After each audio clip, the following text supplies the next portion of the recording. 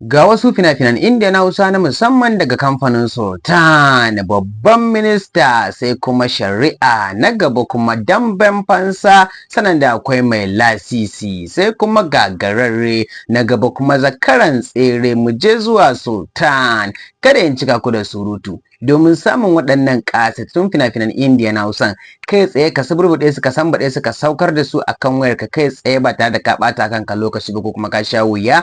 To hanya ɗaya ce tal, kamar da yadda kuka sani, sauƙaƙƙiyar hanya ta shiga group namu na VIP. In dai fina-finan Indiya na Hausa kake so, na da na yanzu da aka fassara su baka same su ba, kuma ka rasa yadda za ka same su, to kwantar da hankalinka, nesa ta zo kusa. Ka ɗauki namban mu kawai da kake gani a wannan bidiyo, ka mana magana akan WhatsApp, ka ce kai ma kana son shiga wannan tsari namu na VIP group na Indiya na Hausa. Ba kyauta ake shiga wannan group din ba, za a karɓi yan kuɗaɗen ka sannan a saka lamban ka a ciki. To amma fa babu wayo, babu yaudara, wannan magana ce ta gaskiya. Sannan kuma a duk inda kake, a duk ƙasar da kake, za a karɓi yan kuɗin ka sannan a saka lamban ka a cikin wannan tsarin. Kamar dai yadda mutane suka sani cewa yanzu ba a samun fina-finan Indiya na Hausa akan YouTube ko kuma akan Vidme.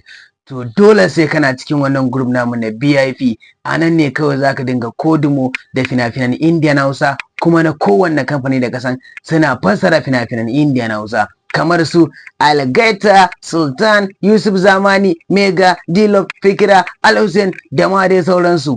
To insha Allah muddin ka biya yan kudaden ka, aka suburbuɗa ka a cikin wannan group din.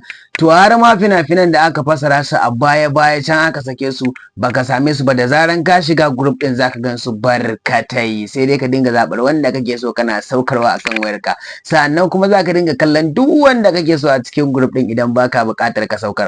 Kai dai kawai ka ɗauki number nan, kamun magana ka ce dan kokiya ina son shiga wannan tsarin naku, ni kuma nan take zan hanta ka a cikin wannan group din.